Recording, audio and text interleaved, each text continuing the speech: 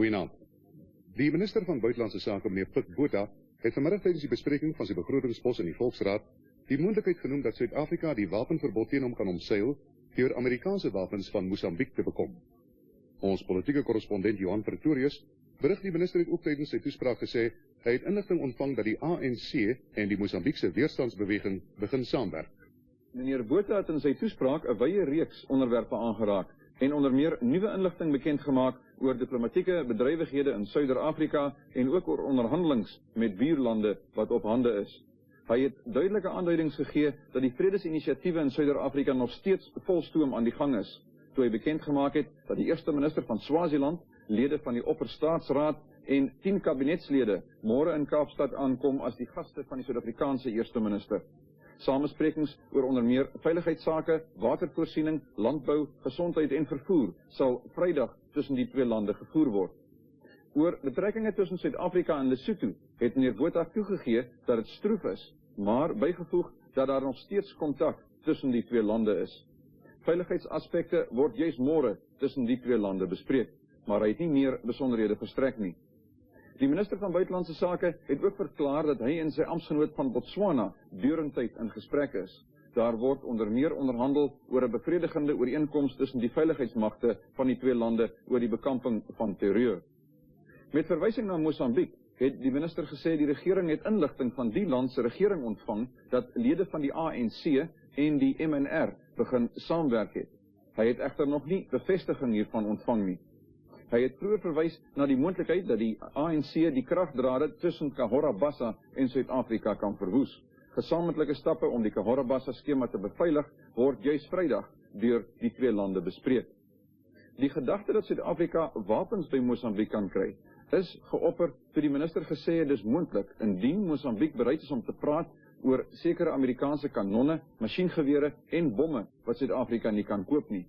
En ook indien Suid-Afrika sou sê dat hy nie sy verpligtinge kan nakom in die gesamentlike veiligheidskommissie nie, tensy Mosambiek Suid-Afrika van die wapens kan voorsien. Wat betrekkinge met Zimbabwe betref, het die minister gesê, dis nie na wense nie, en hoewel hy wil sien dat dit verbeter, het Suid-Afrika wel 'n normale, realistiese verhouding met die land. 'n Land wat die Nkomati-verdrag steun en wat terroriste nie toelaat om Suid-Afrika uit sy grondgebied aan te val nie. Oor die gesamentlike monitorkommissie in Angola het meneer Botha gesê hy sou graag wou sien dat die kommissie se leeftyd verleng word, selfs nadat die kommissie se werk tot by die Suidwes-Afrika grens afgehandel is. Daar is egter onsekerheid oor die kommissie se toekoms en daar sal weer met Angola beraadslaag moet word want die liggaam is 'n baie nuttige skakelinstrument. Met verwysing na die vergadering Vrydag in Lusaka tussen onder meer die binnelandse partye van Suidwes-Afrika en SWAPO het meneer Botha gesê indien daar tot 'n vergelyk gekom kan word, is Suid-Afrika reeds deur verskeie regerings verbind tot 'n aanvaarding daarvan, hoewel hy nie noodwendig daarvan mag hou nie. Feit is, het hy gesê, die toekoms van die gebied moet deur sy eie mense uitgewerk word. Verskeie ander sprekers het ook reeds deelgeneem aan die debat wat vanaand en môre voortgesit word. Die departement van Buitenlandse Sake het berigte bevestig dat die eerste minister, meneer P.W. Botha, België op sy Europese besoek sal aandoen, waar hy onder meer die Belgiese regeringshoof vir samesprekings sal ontmoet. Berigte dat meneer Botha ook Switserland sal besoek, is ook bevestig. 'n woordvoerder het by navraag gesê, meneer Botha sal onder meer 'n hoflikheidsbesoek bring aan die Switserse president, meneer Schlumpf. Die administrateur-generaal van Suidwes-Afrika, Dr. Willie van Niekerk, en 'n afvaardiging van die veelpartykonferensie van die gebied, vertrek môre na Lusaka om op uitnodiging van die Zambiese president, Dr. Kenneth Kaunda, samesprekings oor die Suidwes-Afrika kwessie te voer. Die geselskap bestaan uit 29 lede en die VPK-afvaardiging sal na afloop van die besoek aan Lusaka verskeie ander Afrika-lande besoek. President Kaunda en Dr. van Niekerk sal die gesamentlike voorsitters van die Lusaka byeenkoms wees. Op 'n nuuskonferensie in Windhoek vanmiddag het 'n lid van die afvaardiging, meneer Dirk Mudge, gesê net 4 partye sal by die Lusaka samesprekings betrokke wees, naamlik die administrateur-generaal, die Zambiese regering, die veelpartyafvaardiging en SWAPO. Dr. van Niekerk het dit vandag ook beklemtoon dat die veelpartykonferensie as 'n onafhanklike afvaardiging aan die samesprekings sal deelneem. Die president van die Suid-Afrikaanse Olimpiese en Nasionale Spelevereniging, meneer Rudolf Opperman, That's the man. Yeah, well, I turned him down. It sounded like romantic foolishness. van Los Angeles te boikot as finaal beskou moet word. Meneer Opperman het in Londen aan TV Nuus gesê dat die Sowjet, indien die boikot wel voortgaan en ander communistische lande Rusland se voorbeeld volg, dit tot 'n finale breuk in die Olympiese beweging kan lei, wat die Olympiese wêreld in 'n Oosblok en 'n Wesblok kan verdeel. Intussen het 'n lid van die Sowjet-Unie se sentrale komitee vandag in Amerika te kenne gegee dat sy land die boikot in heroorweging kan neem en besluit om wel aan die spele deel te neem. Meneer Georgi Arbatov het in 'n televisieprogram gesê dat Rusland van besluit kan verander mits daar aan sekere vereistes voldoen word. Volgens hom word daar vereis dat die spele onder normale toestande moet plaasvind, wat die veiligheid van Russiese sportlei insluit, as ook die versekering dat hulle nie deur betogings geïntimideer sal word nie.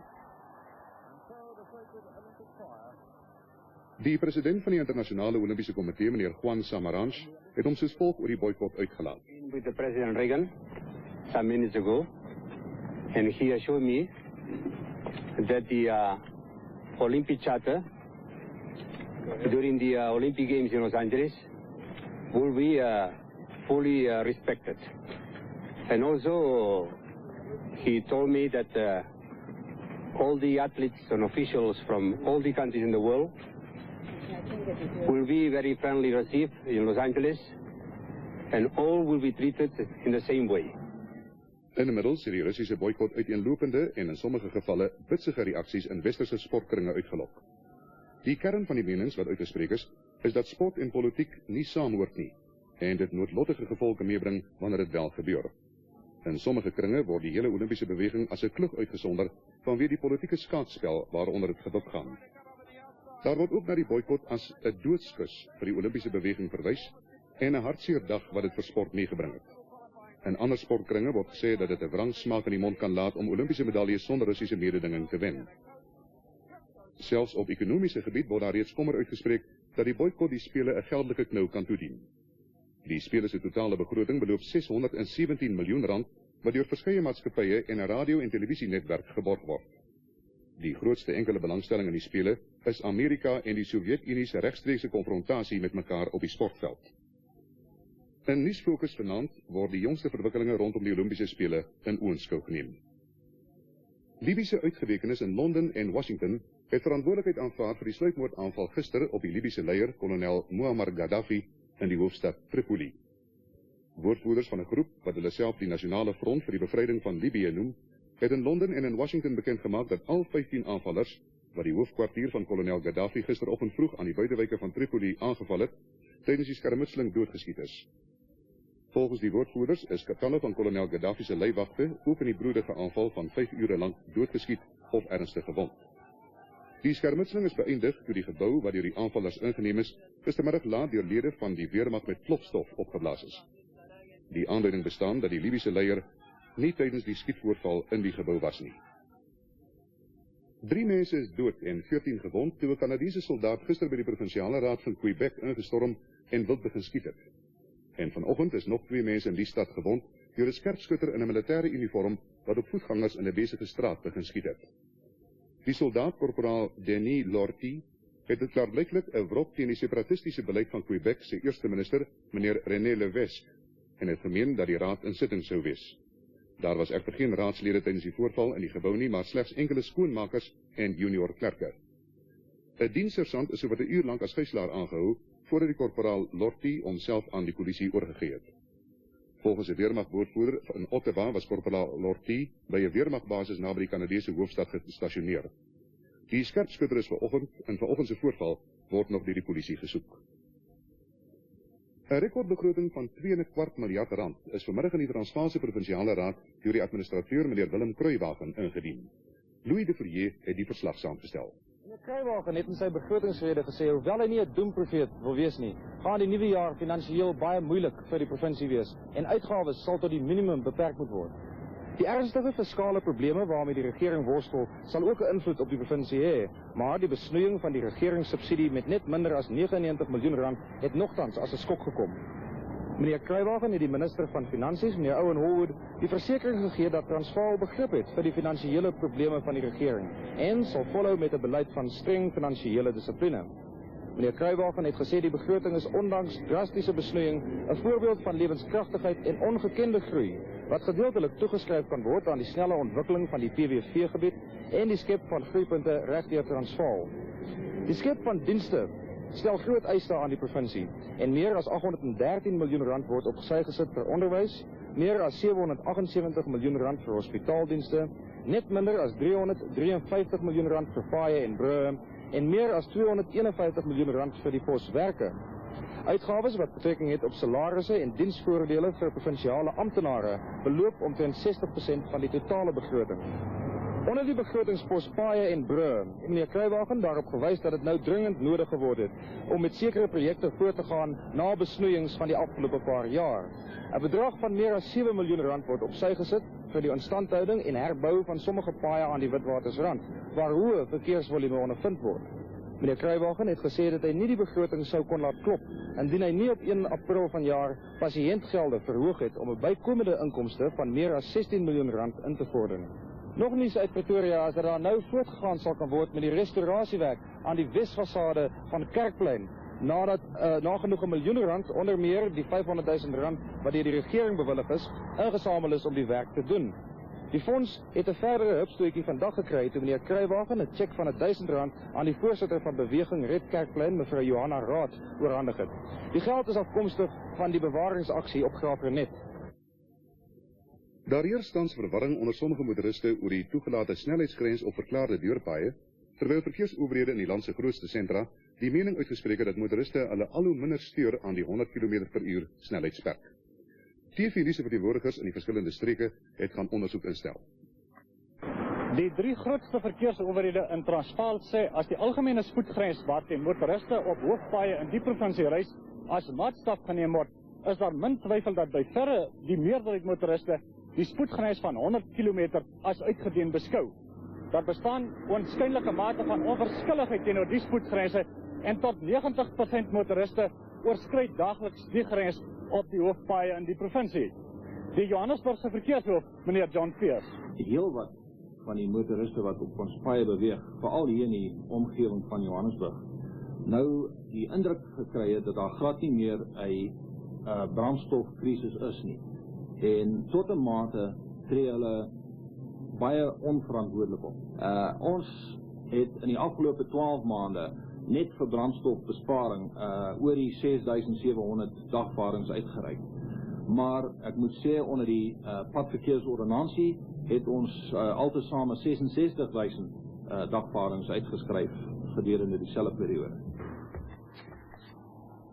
In Pretoria het Barbara Fulcher met die stadse verkeerssuperintendent meneer Ed Nicklin gesels. Het beslis in ons verskillige houding bespeer onder die motoriste wat ontsettend hoë spoed handhaaf op ons veral op ons deurpaaie.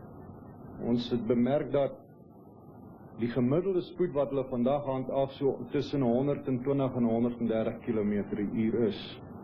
En dit wil voorkom indien die regering die spoedgrens sou opskuif na 120 km/h, dit deur hierdie afdeling verwelkom sal word. In die stadium wil dit voorkom asof Natalse motoriste geensins onder die wanindruk verkeer dat die nuwe hoër snelperk reeds van toepassing is nie. Die provinsiale verkeershoof, meneer Les Ferns, sê daar is geen aanduiding dat meer motoriste nou die spoedweg van 100 km/h oorskry as 'n week gelede nie, of dat hulle die voorgestelde hoër spoedweg as 'n verskoning aanbied wanneer hulle in snelstrikke voorgekeer word. Enige onsekerheid oor waar die voorgestelde hoër spoed, wanneer dit amptelik gemaak word, toegepas sal word, is ook reeds in Natal uit die weg geruim. Daar is 'n aantal trajecte op die hoofpad tussen Ladysmith en Durban, asook op die Suidkuspad tussen Durban en Port Shepstone, wat duidelik gemerk is as snelweë. Indien die maksimum spoed verhoog sou word, sou dit slegs hier van toepassing wees. Wat die stedelike snelweë in Durban betref, het die munisipale verkeerspolisie dit reeds baie duidelik laat blyk dat die verkeersdrukte geensins 'n verhoging van die 80 km/h pad op die eerste gedeeltes en 100 km/h in die buitewyke sal toelaat nie. In die Oos-Kaap lyk dit daarom of motoriste oor die algemeen nie die Leopold City wegtrap nie en talle padgebruikers hou by die 100 km/h grens. Volgens die area bestuurder van die AA in Port Elizabeth, meneer Harry Pretorius, is motoriste wel geneig om op snelweë vinniger te ry. Hy voel egter dat snelweë een van die veiligste paaie is en kan geen rede sien hoekom die snelweg nie verhoog kan word nie.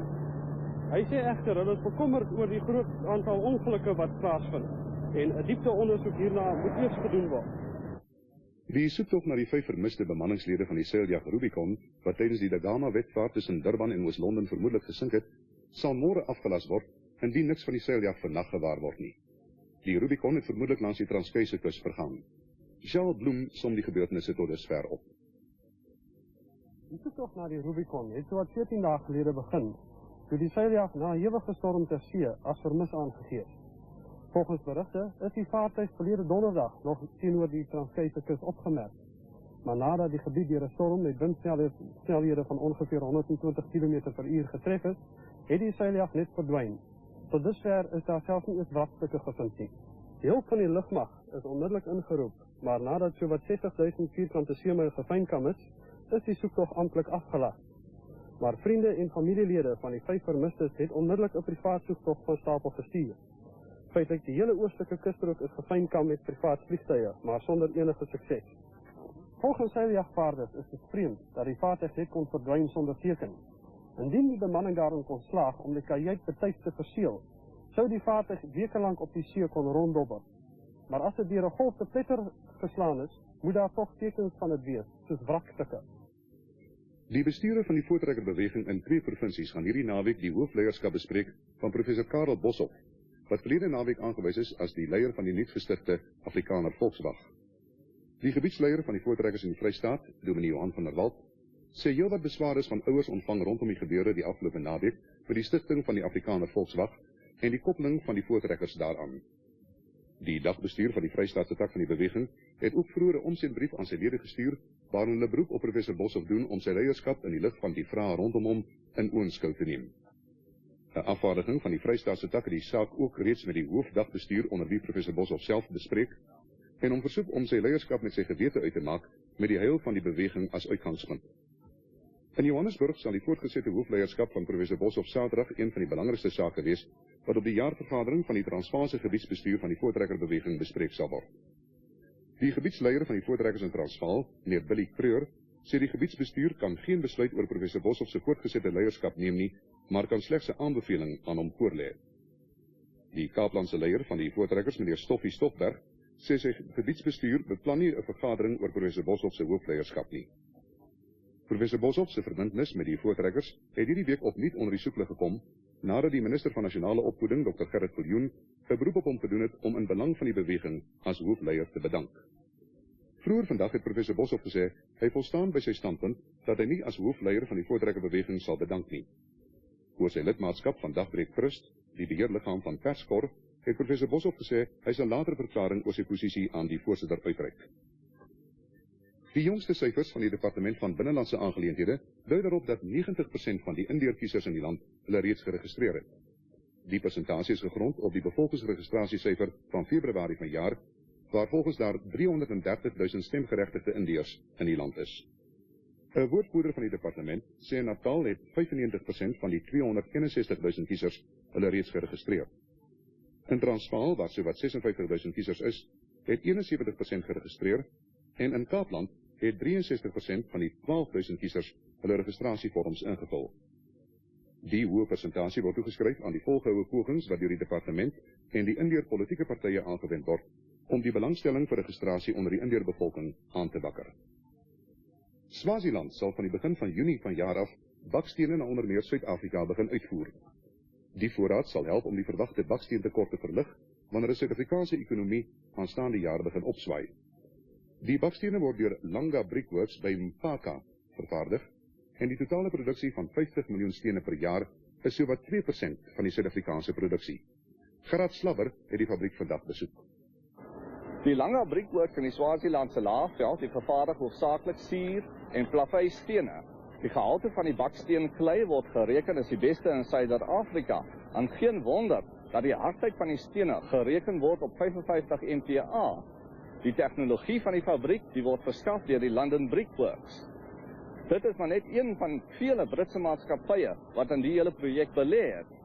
Die bestuurende direkteur van Langa Brickworks, meneer Jeffrey Koers, sê die tegnologie is op so 'n manier aangewend dat die hele produksieproses baie arbeidsintensief is en aan vele van die plaaslike inwoners werk sal verskaf. I think rather than labor intensive, it is the right labor content for the type of operation that we've built. We haven't deliberately employed more labor than we need, but we've designed the plant to produce the quality that we want, the quantity that we want, and utilize as much labor as we possibly can. We are, after all, in the middle of the bush. And in the middle of the bush, you do not want high technology. We have to supply the market what it wants and when it wants it. And we don't want to have problems in terms of highly sophisticated machines breaking down. So we've got appropriate technology with appropriate labor content. Suid-Afrikaanse eierprodusente se probleme met die bestendiging van produksie en pryse het vanoggend op die kongres van die Suid-Afrikaanse Pluimveevereniging in Durban in die kolle gekom. Die voorsitter van die vereniging se eierorganisasie, meneer Ian Bartlett, het gesê ofskoon daar in die meeste dele van die land reeds 'n groot mate van samewerking tussen produsente bewerkstellig is, veroorsaak die oneenigheid onder Transvaalse eierprodusente nog aansienlike probleme. Siegfried Schumann het die kongres bygewoon. Sy terugblik oor die afgelope 12 maande het meneer Bartlett daarop gewys dat die droogte en die ekonomiese klimaat 'n daling in die eierverbruik meegebring het, maar dat die produsente in Natal, die Westelike provinsie en die Oos-Kaap deur samewerking en selfdissipline daarin geslaag het om markpryse stabiel te hou. In die Transvaal daarteenoor het baie produsente nie moeite gedoen om die eierbedryf te stabiliseer nie deur hul surplusse na die eierbeheerraad te neem nie. Nogtans meen meneer Bartlett dat stabiliteit in die hele Suid-Afrikaanse eierbedryf eersdaags bereik sal kan word. Ek dink in die verlede was die produsente in die Transvaal altyd onafhanklik en hulle het altyd hulle eie ding gedoen. Maar ek dink hulle moet besef dat as hulle nou nie kan by mekaar kom om oorproduksie te bekamp, dan gaan hulle weer in probleme beland. Hoe ernstig is die probleem op die oomblik? Op die oomblik is die situasie goed. Daar is nie veel oorproduksie nie, maar jou probleem begin altyd in Junie of Julie maand deur na Desember maand toe. En oor daardie periode is daar gewoonlik 'n oorproduksie van eiers. Is daar enige moontlikheid om die surplusproduksie uit te voer? Om eiers nou uit te voer is maar 'n baie duur proses. Ek dink omdat ons insette vir al die mielieprys baie hoog is in vergelyking met ander lande. Met die gevolg, ons kan nie uitvoer sonder om daardie eiers baie te subsidieer. En nou laaste sportberig. Beseerde rugbyspelers onder wie bekende Springbokke loop die gevaar dat hulle nie vir die Springbok-proewe oorweeg sal word wat oor 2 weke in Port Elizabeth plaasvind nie. Die keurders moet voor eerskomende Saterdag die versekering ontvang dat die spelers op 19 Mei sal kan speel. Johan Eysel doen verslag. Die Springbokke Raymond, Karel Du Plessis, Johan Maree en die skramskakel Diwan Serfontein is 4 van die spelers wie se kanse belemmer kan word om die Springbokspan te haal vir die eerste toets wat op 2 Junie in Engeland gespeel sal word. Mort sukkel met 'n gebreekte voet en sy spesialis sal eers oor sowat 10 dae besluit wanneer hy weer op die veld mag draf. In die stadium lyk dit onwaarskynlik dat hy vir die eerste toets beskikbaar sal wees. Diwan Serfontein se kniebesering is nie so ernstig as wat aanvanklik vermoed is nie, en hy sal moontlik weer volgende week kan oefen. Die Springbok-vleuel Karel Du Plessis sukkel met 'n handbesering en die Noord-Transvaalse Springbok Johan Maree sê sy nekbesering het sodanig herstel dat hy binne 3 weke weer op die rugbyveld sal wees. Intussen het die president van die Transvaalse Rugby-Unie, meneer Jannie Leroux, gesê hy verwag vir die eerste keer 'n stampvol Ellis Park vir 'n rugbywedstryd. Ons het aan hom gevra wanneer seisoenkaartjiehouers hulle kaartjies vir die toets kan koop. Ons begin kaartjies verkoop op die 14de Mei, dit wil sê volgende maandag, aan alle seisoenkaartjiehouers. Wanneer sal die publiek kan koop? Wel, ons distribueer ons kaartjies eintlik deur die land. Ons maak 'n toekenning aan al ons verskillende unies. Ons allokeer ongeveer 20% van ons totale aantal kaartjies aan ander unies en dan die res gaan natuurlik na ons clubs toe, ons eie kaartjiehouers en natuurlik ook ons privaat suite eienaars. Dink u dat u Ellis Park stadion gevul sal kry vir die komende toets? Ja, wel, ek het geen twyfel daaroor nie. Dit sal ook ons eerste toets wees, die eerste keer wat 'n Springbokspan hier sal speel. En ek het geen twyfel dat ons die stadion ten volle sal vul nie. In Port Elizabeth, waar die eerste toets gespeel sal word, is rugbykoers besig om hoog te loop. Kollega Charles Bloem in Oos-Kaapland vertel meer. Ons staan vandag hier by die Boetie Erasmus Stadion, wat 'n toonbeeld van rustigheid is. Maar die president van die Oostelike Provinsie se Rugby-Unie, meneer Walton Fourie, verseker ons dat so rustig soos wat die stadion vandag is, so besig sal hy wees op die dag van die groot toets. Ek het egter verwag 'n groter aanvraag van die ander unies maak is seker dat soos die aankoms van die Engelse nader, gaan die aanvraag vermeerder. Ons kry reeds nou al nog aanvraag van die ander unies om hulle aansoeke te vermeerder. Maar hierdie stadium lyk nou so rustig. Maar kan jy verseker, op die 2 Junie sal hy gepak wees. Ons laat aan bulletin word teen ongeveer 11:15 aangebied en tot dan, tot ziens.